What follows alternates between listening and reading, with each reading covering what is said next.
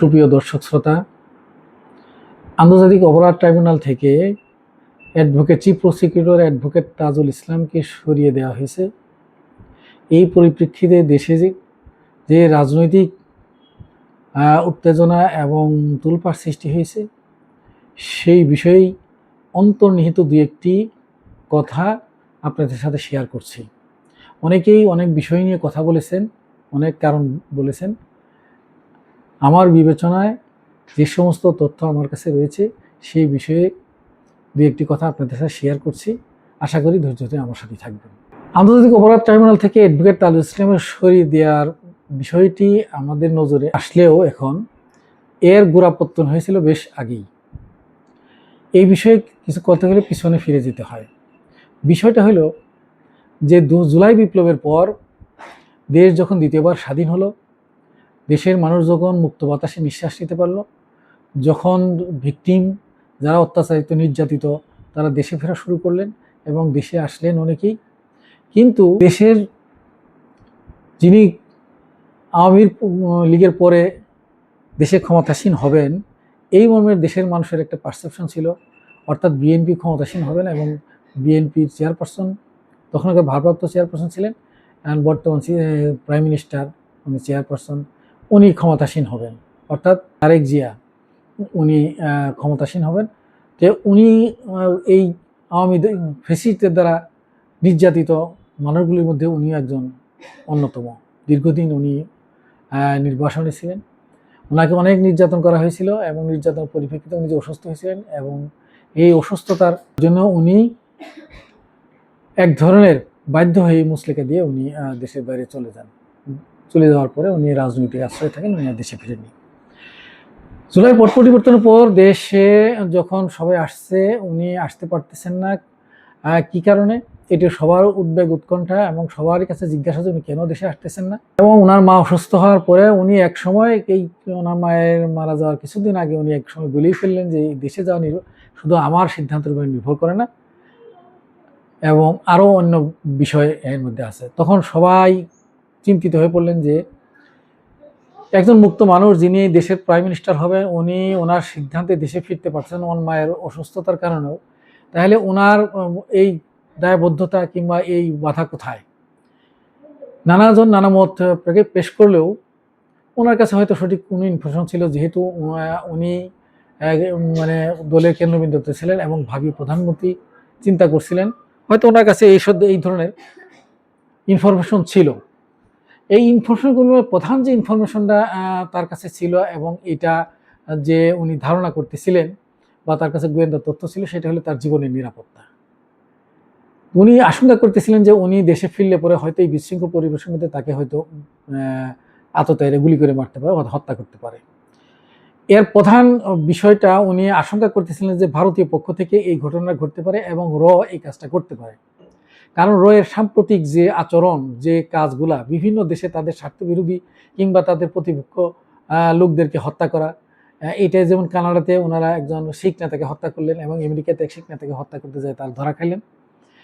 এই বিভিন্ন দেশে তারা ভারতীয় স্বার্থের পরিপন্থী কোনো কাজ কোনো নেতাকে তারা মনে করলে পরে তারা এটাকে বল প্রয়োগ করে তাকে অ্যাসল্ট করে তাকে হত্যা করার এই ইতিহাস এই রয়ের আছে।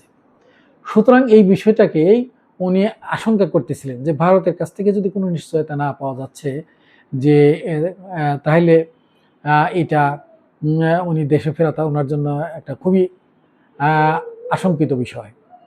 সঙ্গতের কারণে উনি চেষ্টা করছিলেন ভারতের সাথে একটা ডিল করতে। ভারতীয় খুঁজতেছিলেন যে দেশের ভাবি প্রধানমন্ত্রী হবেন উনি এবং ওনার সাথে ডিল না করলে ভারতীয় স্বার্থগুলো রক্ষা হবে না।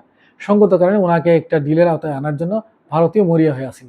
সঙ্গত কারণে উভয় পক্ষের এই বিষয়টা যখন মিলিত হয় তখন তাদের মধ্যে অলিখিত হয়তো কিছু সমঝোতা হয়েছে, যার প্রমাণ আমরা এই তারিখ যে দেশে আসার পরে ভারতের আনন্দবাজার পত্রিকায় এই সম্পর্কে কিছু সমঝোতার কথা তারা প্রকাশ করে এবং বিএনপি এই বিষয়ে কোনো প্রতিবাদ করেনি।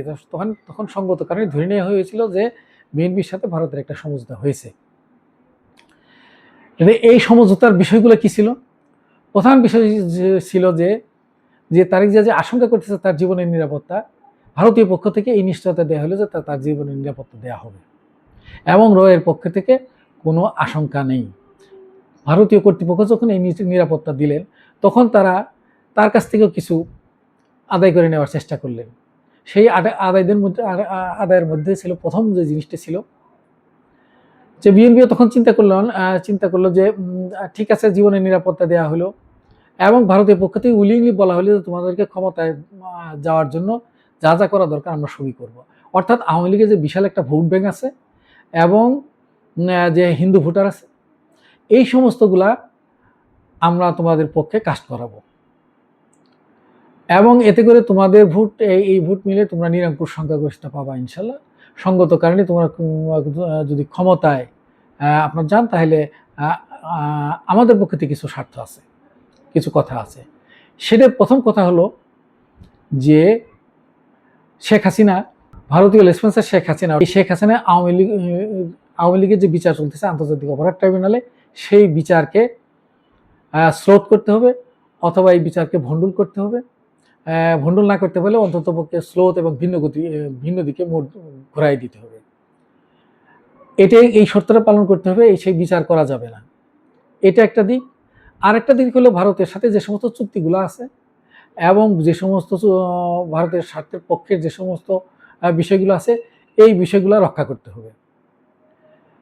হ্যাঁ, এই বিষয়গুলো তারা সুস্পষ্টভাবে কোনটা কিভাবে রক্ষা করবেন এটা না বললেও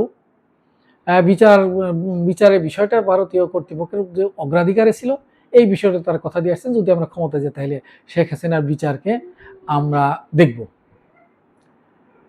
তো সঙ্গত কারণেই উনি দেশে আসছেন, ওনার নিরাপত্তার সংখ্যাও কেটে গেছে, উনি এখন ফ্রিলি মুভ করতে পারতেছেন এবং নির্বাচন হয়ে গেল, নির্বাচনের নিরঙ্কুশ সংখ্যাগরিষ্ঠতা পেয়েছেন। এই নিরঙ্কুশ সংখ্যাগরিষ্ঠতার পিছনে যেমন ভারতের মদদ আছে, তেমনি বাংলাদেশের ডিপ স্টেট এবং আমাদের আমলা নির্বাচন কমিশন, এদেরও হাত আছে। এরা ওইটুকু নির্বাচনের মধ্যে আওয়ামী লীগের সমর্থন ভোটের উপরেই তারা নির্ভর করেনি। তারা প্রায় 70টি আসনের মধ্যে কারচুপি করেছেন, টিআইবি রিপোর্ট। আর 53টি আসনে তো ফলই পাল্টে দেওয়া হয়েছে বিভিন্নভাবে। এই অভিযোগ নির্বাচন কমিশনে গেলেও নির্বাচন কমিশন এটাকে পাত্তা না দিয়ে তড়িঘড়ি করে নির্বাচন গেজেট ঘোষণা করে। তার মানে তাদের একটা সহযোগ সাজস যে ছিল এটা। তো যাই হোক, যেভাবে 2/3 সংখ্যাগরিষ্ঠ বিএনপি ক্ষমতাসীন হয় এবং ক্ষমতাসীন হয়ে যে তারা শপথ অনুষ্ঠানের যে প্রথম বিষয় যে জুলাই সনদ, এই জুলাই সনদের জন্য যে সংবিধান সংশোধন করতে হবে, সেই সংবিধান সংশোধনের জন্য যে ওত নিতে হবে, যে জুলাই সনদে উল্লেখ আছে, সেই ওত তারা প্রথম দিনই অস্বীকার করলেন। তারা সংসদ সদস্য হিসেবে ওত নিলেন, কিন্তু সংবিধান সংস্কার কমিটির সদস্য হিসেবে ওত নেওয়ার কথা, এই ওতটা তিনি নিলেন না। তাহলে প্রথম দিনই তারা জুলাইকে অবজ্ঞা করলেন এবং এটাও অবজ্ঞা যে করলেন তাদের যে ওই যে ওয়াদাকৃত বিষয়গুলা পালন করার জন্য। যদি জুলাইকে পুরোপুরি মানা হয়, যদি জুলাইকে বাস্তবায়ন করা হয়, পুরোপুরি বাস্তবায়ন করা হয়, তাহলে তো ওই জিনিসগুলো তাদেরকে কাজ করতে বাধার সৃষ্টি হবে। কারণ সংবিধান সংশোধন করতে হবে, সংবিধান সংশোধন করলে তাদের কিছু কোটারি স্বার্থ আছে এর মধ্যে, আর ভারতীয় স্বার্থ, আওয়ামী লীগের স্বার্থ এর মধ্যে নিহিত আছে। সঙ্গত কারণেই এক ঢেলে তারা 3 পাখি পারলেন। অর্থাৎ জুলাই সংবিধান সংস্কার কমিটিতে ওত না নিয়ে তারা তাদের কোটারি স্বার্থ রক্ষা করলেন, আওয়ামী লীগের স্বার্থ রক্ষা করলেন এবং ভারতীয় স্বার্থ রক্ষা করলেন। এই জিনিসটা একটি ছিল। আরেকটি বিষয় হলো যে এটা তো একটা দিক গেল, এটা তো ক্রমান্বয়ে এবং ধীরে সুস্থে কিছু হবে কিছু হবে না এই জাতীয় করে তো পার করা যাবে। দৃশ্যমান একটা বিষয়, এটাকে সামনে নিয়ে আসতে হবে এবং ওই বাসরাইতে বিড়াল মারতে হবে।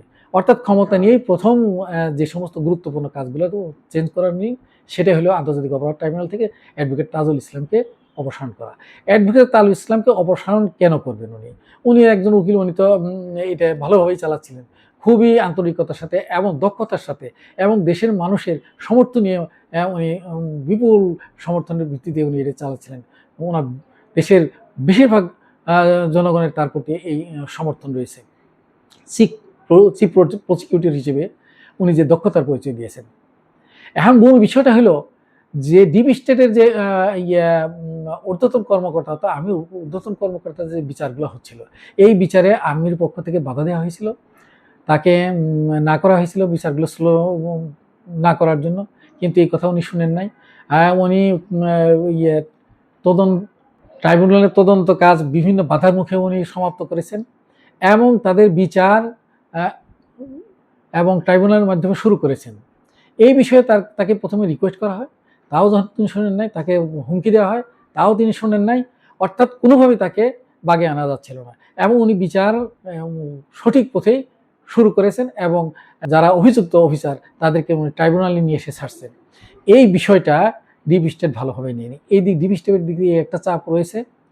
আর এই সমস্ত তৃতীয় বিশ্বের ক্ষমতায় আসে তারা সবসময় বিচারকে প্রভাবিত করতে চায় এবং এবার তো আরও দায় আর একটু বেশি, কারণ ভারতীয় কিছু ওয়াদা, আওয়ামী লীগের কিছু দাবি পূরণ, প্লাস নিজেদের কোটারি স্বার্থ, নানান কারণে বিচারকে কিছু প্রভাবিত করতে হবে। আর তাজুল ইসলামকে দিয়ে এই বিচার যে প্রভাবিত করা যাবে না তার প্রমাণ ইতিমধ্যে হয়ে গেছে। তারা সবাই জানে যেমন এমন একজন নীতিনিষ্ঠ, ন্যায়বান এবং দক্ষ এবং সাহসী এই লোককে দ্বারা কখনোই তারা বিচার ম্যানিপুলেট করতে পারবে না এবং বিচার ভিন্ন খাতে প্রভাবিত করতে পারবে না, বিচারকে স্লোত করতে পারবে না। সঙ্গত কারণে তাকে রেখে তাদের পারপাস সাফ হবে না। অর্থাৎ তারা যে ওয়াদাটা করে এসেছেন, সমঝোতা করছেন, শেখ হাসিনার বিচার কিংবা আওয়ামী লীগের বিচার এবং ওই আর্মি অফিসারদের বিচার ভিন্ন খাতে প্রভাবিত করা কিংবা স্লো করে দেওয়া, এটা তাজুল ইসলাম থাকলে সম্ভব হয় না। প্রথম বাধা হলো তাজুল ইসলাম। বাংলাদেশের মধ্যে আইনজীবীদের মধ্যে এটা হলফ করে বলা যায় যে মেধা থাকতে পারে, যোগ্যতাও থাকতে পারে অনেকেরই, কিন্তু তাজুল ইসলামের মেধা যোগ্যতার সাথে ওর যে সাহসিকতা, এইরকম সাহসী মানুষ দ্বিতীয়টা আইন অঙ্গনে আর খুঁজে পাওয়া যাবে না। আইন অঙ্গনে আর দ্বিতীয়টি নাই। কারণ ওনাকে আমি ব্যক্তিগতভাবে চিনি, উনি আমারও আইনজীবী ছিলেন। শুধু তাই না, উনি আমার বেশ ক্লোজ মানুষ। ওনাকে আমি বহু আগের থেকেই চিনি। কাজেই এই লোক, তাকে ভাঙা যাবে কিন্তু তাকে মস্কানো যাবে না, তাকে নতি স্বীকার করানো যাবে না।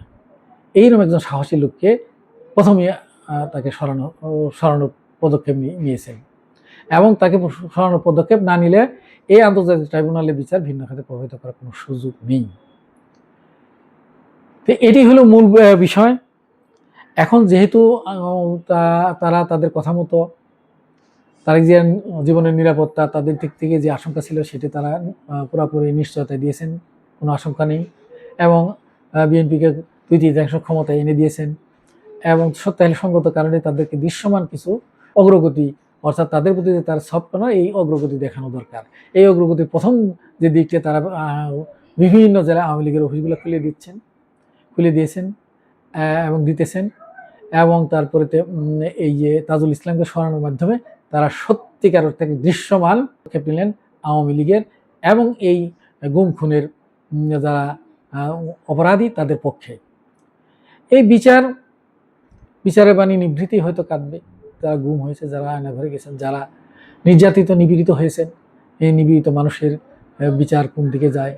আমরা চাই যে নতুন যিনি চিফ প্রসিকিউটর আসছেন এবং সরকার সঠিক পথে বিচারটা পরিচালিত করবেন, কিন্তু আশঙ্কা করতেছে যে কি হয়, দেশের মানুষ আতঙ্কিত। সম্মানিত দর্শক শ্রোতা, আপনারা দেখলেন এই নাটাই, তাজুল ইসলামকে অপসারণের নাটাই কোথায় কোথায় বাধা আছে, এটা আপনারা কিছুটা হলেও আজ করতে পারছেন। সেখান থেকেই নাটাইটা ঘটতেছে। আর এই কাজগুলা দেশ বিরোধী এবং জনস্বার্থ বিরোধী এবং জুলাই বিরোধী কাজগুলা আছে। ভবিষ্যতে আরও কি হবে এটা আপনারাই দেখতে পাবেন, আমরাও হয়তো দেখব, কিন্তু আমরা আশা করব যাতে এই জনস্বার্থ বিরোধী এবং বিচার বহির্ভূত কোনো বিচারকে ভিন্ন খাতে প্রভাবিত করার কোনো কাজ সংঘটিত না হয়। জনাব প্রাইম মিনিস্টার তারেক রহমানের মাধ্যমে এটাই আমরা আশা করব। উনিও অনেক, ওনার পরিবার, ওনার মা, ওনারাও নির্যাতিত, ওনার দলের বহু লোক নির্যাতিত। কাজেই এই নির্যাতনের একটা সঠিক বিচার হওয়া উচিত, নতুবা যদি বিচার ভিন্ন খাতে প্রভাবিত করা হয় তবে দেশ, জাতি এবং আল্লাহর কাছে তারা ক্ষমা পাবেন না। সম্মানিত দর্শক শ্রোতা, আমরা সেই তাদের শুভবুদ্ধির ভালোর দিকে চেয়ে রইলাম। আশা করি তা ওনারা ভালো পদক্ষেপে নেবেন। আজ এ পর্যন্তই। সম্মানিত দর্শক শ্রোতা, আমার চ্যানেলটি সাবস্ক্রাইব করে লাইক দিয়ে সঙ্গেই থাকুন। আসসালামু আলাইকুম।